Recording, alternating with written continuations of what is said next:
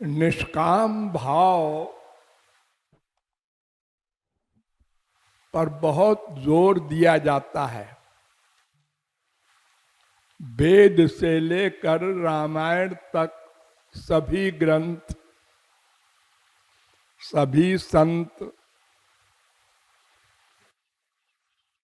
निष्काम भाव पर जोर देते हैं। ये क्या है निष्काम भाव और क्यों आवश्यक है, इसे समझना बहुत आवश्यक है।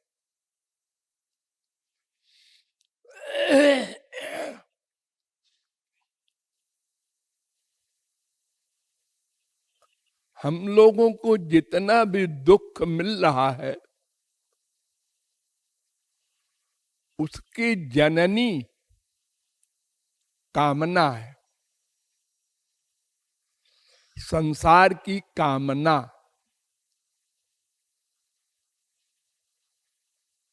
वेद कहता है यदा सर्वे प्रमुच्यन्ते कामा ये हृदय श्रिता अथ मृत्यो मृतो भवत्यत्र ब्रह्म समश्नुते। बृहदारण्यकोपनिषद चौथे अध्याय के चौथे ब्राह्मण का 7वां मंत्र और साठ्यायनी उपनिषद में भी ये 25वां मंत्र है। अर्थात अगर कामनाएं हृदय से चली जाए तो वो ब्रह्म बन जाए, अमर हो जाए, ये जन्म मरण का चक्कर समाप्त हो जाए, मुक्त हो जाए।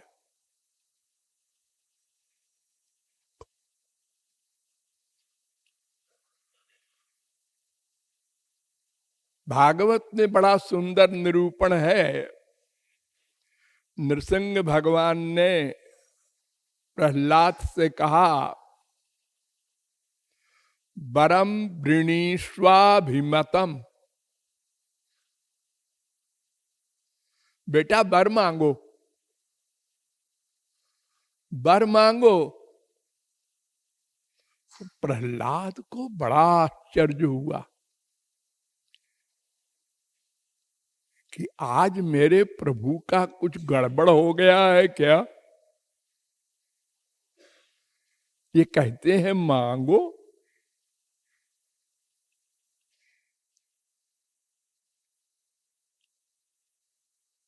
तो प्रहलाद ने कहा यस्त आशीष आशास्ते न सभृत्या सवै बणिक। भागवत 7वें स्कंद के 10वें अध्याय का 4था श्लोक। जो दास स्वामी से कुछ मांगे वो तो बनिया है, बिजनेसमैन है, व्यापारी है। आप कैसे कह रहे हैं वर मांगो?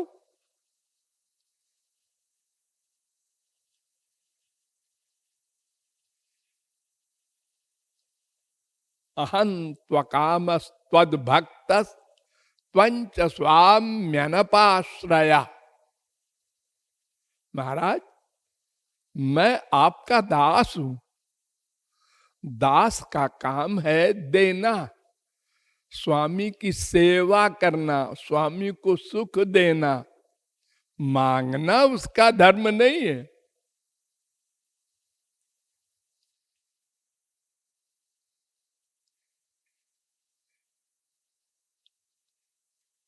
आपको भी हमसे कुछ नहीं चाहिए, आप तो परिपूर्ण हैं, और हमको भी आपसे कुछ नहीं मांगना क्योंकि हम दास हैं।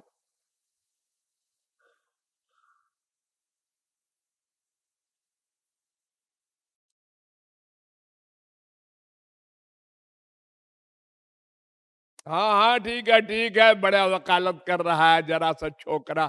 सब वर मांगते हैं, जितने संत हुए हैं हमारे मिलने पर वो हमसे वर मांगते हैं, मांग मांग।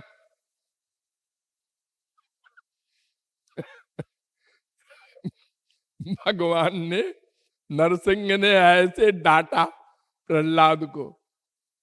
प्रहलाद ने कहा आप तो मांगना ही पड़ेगा कुछ न कुछ।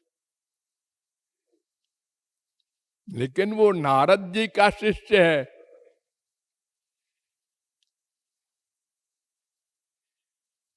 हिरण्यकशिपु की स्त्री को पकड़ के इंद्र ले जा रहा था।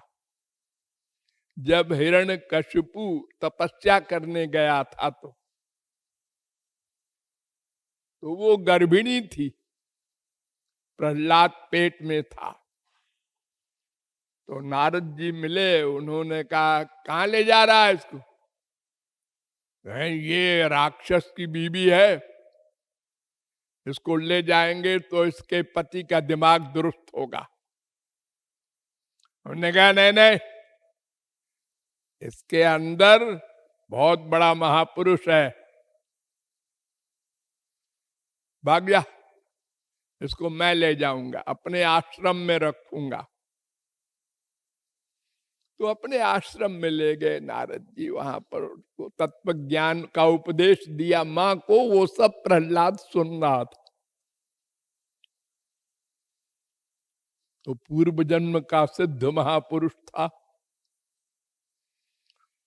तो प्रहलाद ने सोचा कि ये तो मानेंगे नहीं कि मांगो मांगो मांगो, और मांगना ठीक नहीं है, तो फिर क्या किया जाए। उसने लगाया बुद्धि, नारद जी की कृपा से। उसने कहा अच्छा महाराज, फिर सुन लीजिए, वर मांग रहा हूं। कामानाम हृदय संरोहम भवतस्तु वृणे भरम। 7वें स्कंद के 10वें अध्याय का 7वां श्लोक। मैं ये वर मांगता हूं कि कभी भी मेरी मांगने की भावना ही न पैदा हो, ऐसा वर दे दो।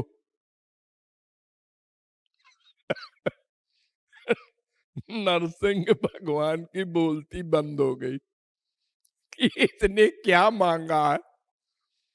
ऐसा वर दे दो कि कभी मेरी मांगने की बुद्धि न पैदा हो। भविष्य के लिए भी गारंटी, वर्तमान में तो है ही नहीं है, लेकिन भविष्य में कभी हो जाए, इसलिए अब वो ना हो, ऐसा वर दे दो।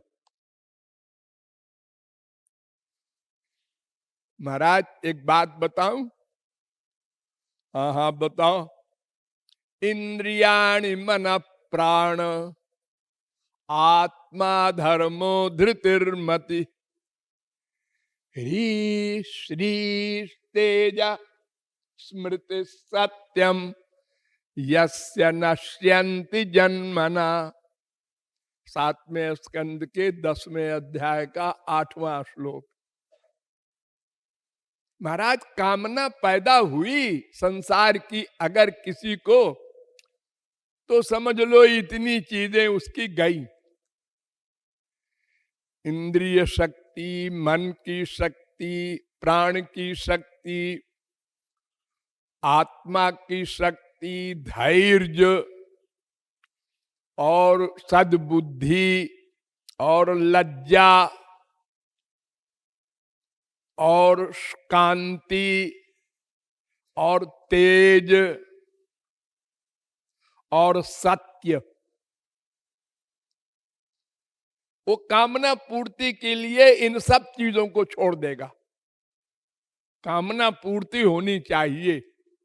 झूठ बोलेगा, बात बनाएगा, तो अनेक प्रकार के पाप कर बैठेगा।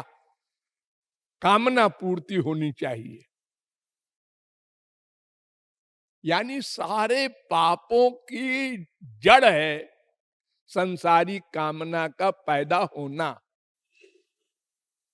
नंबर 2, अगर कामना पूरी हो जाएगी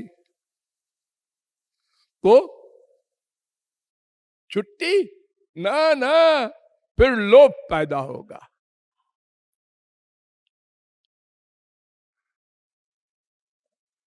कोई भी कामना पूरी होती है जब तो उसके आगे प्लान बन जाता है।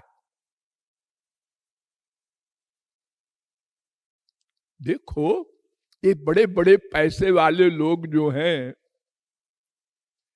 जैसे अपने यहां अनिल अंबानी वगैरह हैं, खरबपति, ये क्यों नहीं चुपचाप घर में बैठ जाते?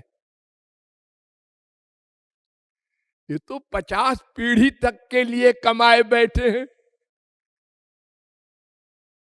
नहीं नहीं, ये कहते हैं हमसे आगे एक और है अमेरिका में, उसको पीछे करना है। अरे भैया, अगर तुम सबको पीछे कर दोगे तो उसके आगे कुबेर है। हाँ है तो फिर क्या करोगे? कहां तक जाओगे? और कुबेर के भी आगे कुबेर का बाप भगवान है। सुरपतिर ब्राह्मम पदम याचते। अरे कुबेर तो इंद्र का सर्वेंट है, इंद्र भी ब्रह्मा का पद चाहता है, वो भी कामना का शिकार है।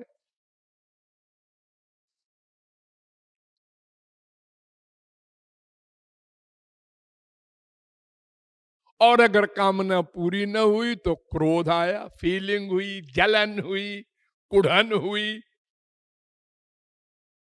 रोज दिन में 10 बार होता है आप लोगों को ये अनुभव। माँ ने बात नहीं मानी, बाप ने नहीं मानी, बेटे ने नहीं मानी, बीबी ने नहीं मानी, 1 सेकंड में आया गुस्सा।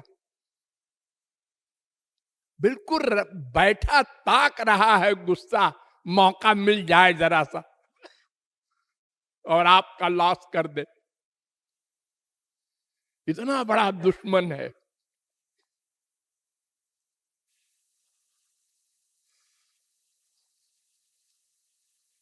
गीता में भगवान ने कहा, विहाय कामान यस्सर्वान पुमां चरति निष्प्रिय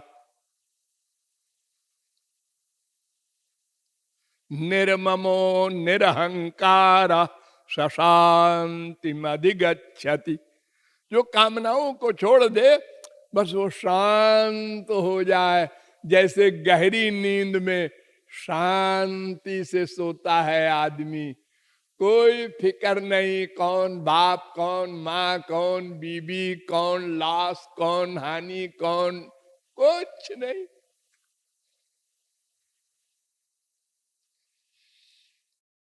प्रहलाद ने कहा, महाराज एक बात कहूं?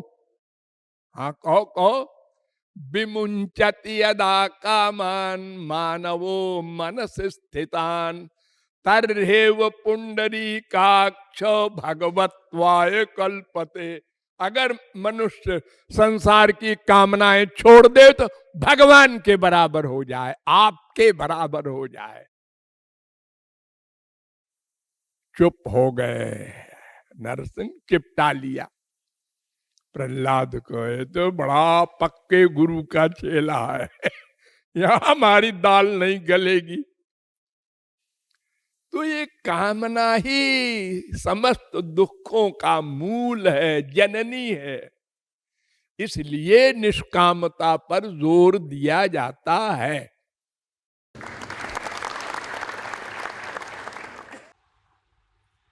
ये निष्कामता पर क्यों जोर दिया गया है, इसे और डिटेल में समझ लीजिए। निष्कामना या निष्कामता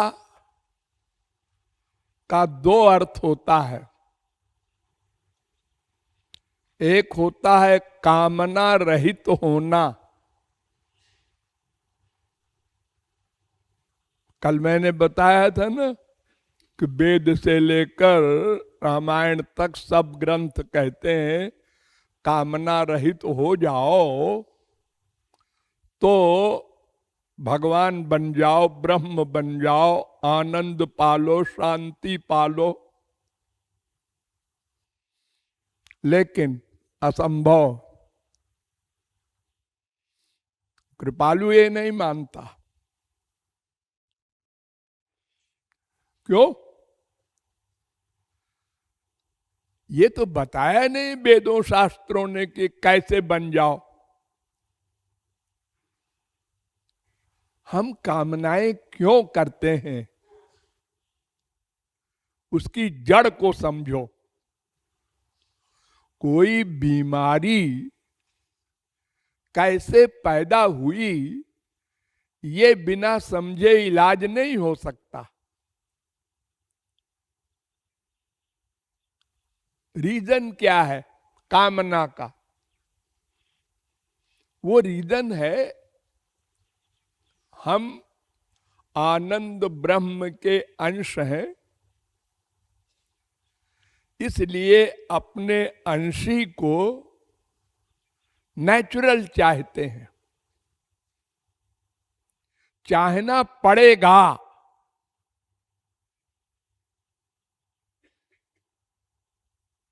जब तक वो न मिल जाएगा, आनंद की कामना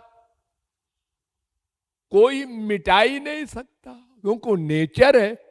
नेचर को कैसे कोई मिटा देगा? आग का नेचर है जलाना, प्रकाश करना। इसको कोई वैज्ञानिक कैसे मिटा देगा? तो ऐसे ही हमारा नेचर है आनंद को पाना, भगवान वाला आनंद। तो बिना उसको पा लिए हमारी कामना जा ही नहीं सकती। कैसे मिटा देंगे हम? क्या पत्थर बन जाएंगे? हमारी इंद्रियां हैं, मन है, बुद्धि है, आत्मा है, चेतन है, हम जड़ नहीं है। और एक क्षण को हम अकर्मा भी नहीं रह सकते। नहीं कश्चित क्षणमपि जातु तिष्ठत्य कर्मकृत। भगवान कह रहे हैं गीता में, एक क्षण को कोई अकर्मा नहीं रह सकता।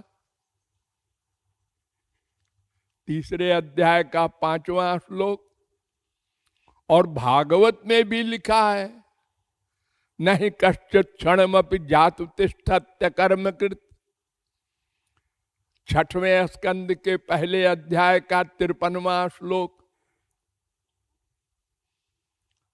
तो जब प्रतिक्षण कर्म करने की मशीन दे रखा है भगवान ने, और आनंद पाना हमारा नेचर है, तो हम आनंद की कामना कैसे बंद कर देंगे?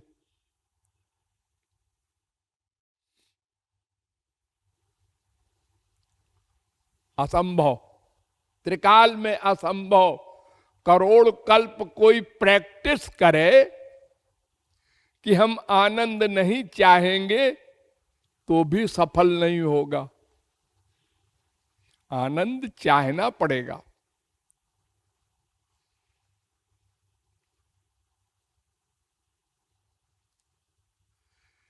बहुत बड़ा अग्निपुंज हो चाहे चिनगारी हो, दोनों में गुण एक होगा, जलाने का। तो आनंद सिंधु है भगवान, हम उनके अंश हैं, तो हमारा भी नेचर वही है। आनंद चाहिए, वो वाला ये वाला नहीं।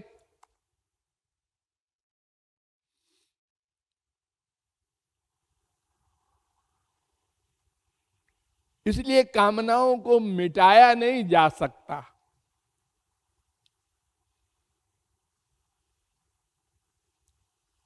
ये कामनाओं की जननी है माया। माया ने हमको दबा दिया कि हमारी कामना करो, हमसे आनंद मिलेगा। तुम शरीर हो, शरीर की इंद्रियों को संसार से सुख मिलता है, सामने भोग के देख लो। हम भोगते हैं और देखते हैं, हाँ मिल रहा है।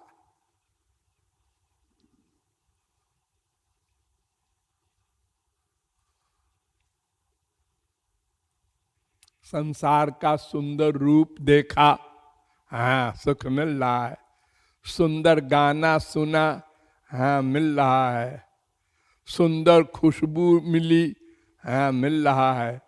सुंदर स्वादिष्ट खाना मिला, हाँ मिल रहा है। ये माँ बाप बेटा स्त्री पति का आलिंगन किया, हाँ हाँ मिल रहा है।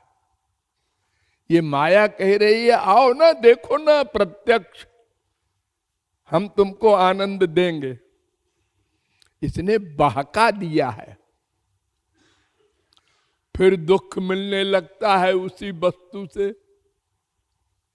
लेकिन उसी माया ने जब बुद्धि को बहका दिया तो फिर बुद्धि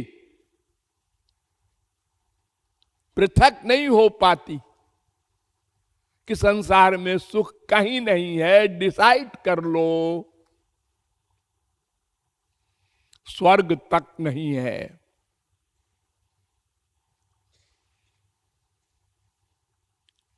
डिसाइड करना, निश्चय करना।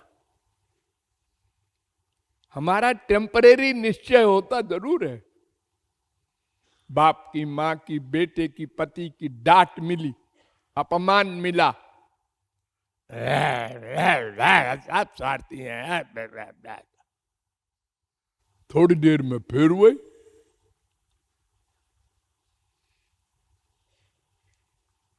जैसे कुत्ते को डंडा मिला, मार दिया किसी ने, चिल्लाता हुआ बेचारा भागा और कुछ दूर जाके फिर गुर्रा के देखता है मारने वाले को। हमको मार दिया, हाँ भाई तुम बलवान हो, पावर वाले हो, हम कमजोर हैं, मार दिया। अरे हम तो भूखे थे, इसलिए रोटी के लिए तुम्हारे पास आए थे। तुम्हारे पास तमाम रोटियां रखी थी, हमने कहा एक रोटी हमको भी मिल जाएगी, और तुमने मार दिया हमको। फिर हमने रोटी दिखाया तो वो कुत्ता पूंछ हिलाते फिर आ गया। भूल गया मारा है इसने, क्योंकि भूखा है। तो हमको आनंद की भूख है, इसलिए फिर उसी बाप, उसी माँ, उसी बेटा, उसी बीबी, उसी पति, उसी वस्तु के लिए वो जो वैराग्य हुआ था वो भूल गया। वो डिसीजन हमारा ढुलमुल टेम्परेरी समाप्त हो गया।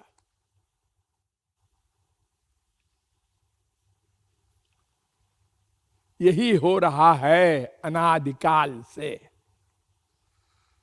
बड़े बड़े ज्ञानी मिले अनादिकाल से अब तक, स्वयं भगवान भी आए, अब बड़े बड़े लेक्चर दिए, अब वेदों शास्त्रों का निर्माण किया, हमने सुना, नॉर्मल हो करके बुद्धि ने माना भी, लेकिन फिर माया ने भुला दिया। तो ये चुड़ैल माया जब तक न जाएगी तब तक संसार में सुख है ये डिसीजन न जाएगा। संसार में सुख है ये निश्चय माया के कारण है, बुद्धि पर माया हावी है। उसने अपने को भुला दिया है, मैं कौन हूं। आप लोग कहेंगे नहीं मैं तो नहीं भूला, मैं आदमी हूं, रमेश हूं, ब्राह्मण हूं, पंजाबी हूं। नहीं नहीं, ये नहीं हो तुम।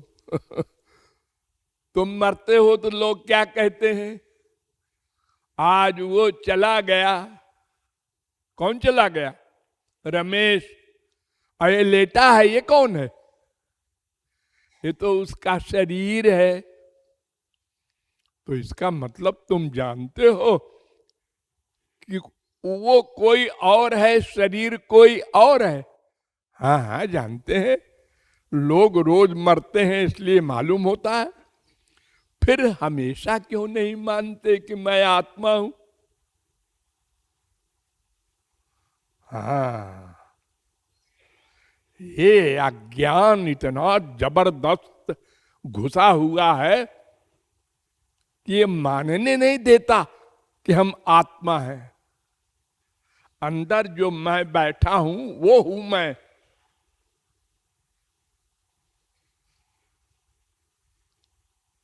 शरीर को मैं माने बैठा हूं मैं। और शरीर को जब मैं मान लिया तो बस, जब गणित कोई लगाता है और पहली क्रिया गलत हो जाए, 3 चौको 15 लिख दे गलती से 12 की जगह, अब उसके आगे सारा गणित सही लगा ले जाए तो भी जवाब गलत आएगा, क्योंकि पहली गलती उसने कर दी, 3 चौका 15 लिख दिया। तो पहली गलती हमने कर दी, अपने को आत्मा नहीं माना, शरीर मान लिया। तो अब सारी कामना शरीर संबंधी संसार की हो गई। अब उसको मिटाए कैसे? आनंद की कामना मिटे तब तो सब कामना मिटे। तो कामना मिटेगी नहीं।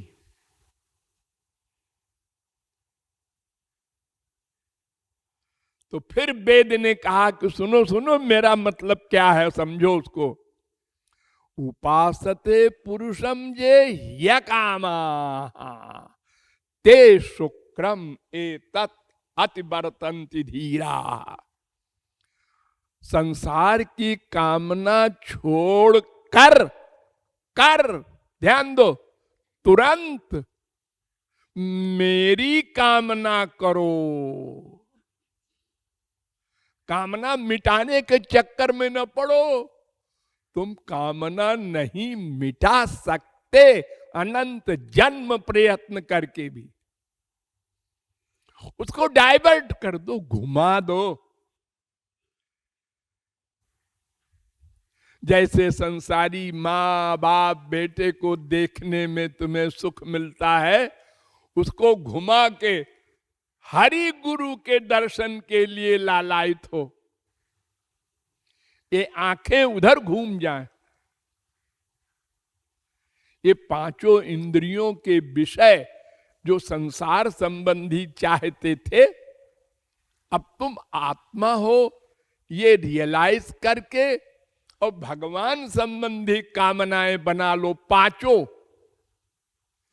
देखने की, सुनने की, सूंघने की, रस लेने की, स्पर्श करने की।